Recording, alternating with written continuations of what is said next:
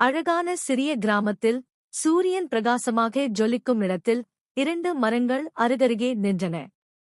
ஒன்று வேப்ப மரம், அதன் இலைகள் கசப்பாகவும் கிளைகள் சுருக்கமாகவும் இருந்தன. மற்றொன்று ஒரு மாமரம், அதன் கிளைகளில் இனிப்பு மாம்பழங்கள் தொங்கின. மாமரம் எல்லா பருவங்களிலும் மிகவும் பிரபலமாக இருந்தது. மக்கள் அதன் பழங்களை ருசித்து அதன் நிழலில் ஓய்வெடுத்தனர். ஆனால் யாரும் வேப்ப மரத்தை அணுகவில்லை. வேப்ப மரம் மிகவும் வருத்தமாக இருந்தது. நான் ஏன் இவ்வளவு கசப்பாக இருக்கிறேன்? யாரும் என்னை விரும்புவதில்லை என்று முணுமுணுத்தது. மாமரம் வேப்ப மரத்தை பார்த்து, கவலைப்படாதே நண்பா. ஒவ்வொருவருக்கும் ஒரு சிறப்பு உண்டு.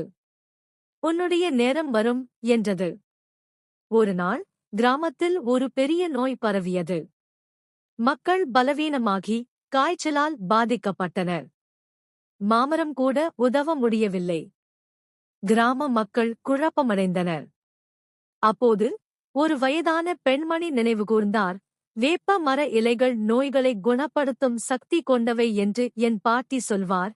மக்கள் ஆச்சரியப்பட்டனர். அந்த கிராமத்தின் தலைவர் ராமன் ஒரு புத்திசாலித்தனமான யோசனை செய்தார். அவர் வேப்ப மரத்தை அணுகி அதன் கசப்பான இலைகளை பறித்து அவற்றை காய்ச்சி ஒரு மருத்துவ பானம் தயாரித்தார். அந்த பானத்தை கிராம மக்களுக்கு கொடுக்கத் தொடங்கினார். வேப்ப மரம் முதலில் குழப்பமடைந்தது, ஆனால் விரைவில் அதன் பலனை உணர்ந்தது. வேப்ப மர இலைகளை குடித்த சில நாட்களிலேயே கிராம மக்கள் படிப்படியாக குணமடைய ஆரம்பித்தனர். காய்ச்சல் குறைந்தது, அவர்களது சக்தி திரும்பியது. கிராமமே மீண்டும் உற்சாகத்துடன் காணப்பட்டது. இந்த சம்பவத்திற்குப் பிறகு வேப்ப மரம் வெறுமனே கசப்பான மரம் அல்ல என்பதை கிராம மக்கள் புரிந்து கொண்டனர். அது உயிர்காக்கும் மருந்தின் புதையல்.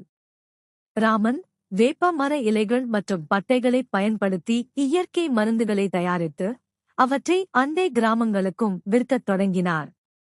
வேப்ப மரம் லாபகரமானதாக மாறியது. அதன் கசப்பு இப்போது அதன் மதிப்பை குறித்தது. வேப்ப மரம் தனது சிறப்பைக் கண்டறிந்து மகிழ்ச்சி அடைந்தது. மாமரமும் அதை பாராட்டிக் கொண்டது. அதன் கசப்பான சுவைதான் அதன் பலம், அதன் தனித்துவம் என்பதை வேப்ப மரம் உணர்ந்தது. நீதி: ஒவ்வொருவருக்கும் ஒரு தனிப்பட்ட பலம் உண்டு. மற்றவர்களைப் போல நாம் இல்லாவிட்டாலும் நமக்குள்ளிருக்கும் தனித்துவத்தைக் கண்டறிந்து அதை பயன்படுத்தும் ஒரு புத்திசாலித்தனமான யோசனை ராமனின் மருத்துவ பயன்பாடு போல ஒரு மோசமான விஷயத்தையும் மிகவும் இலாபகரமானதாகவும் பயனுள்ளதாகவும் மாற்ற முடியும்.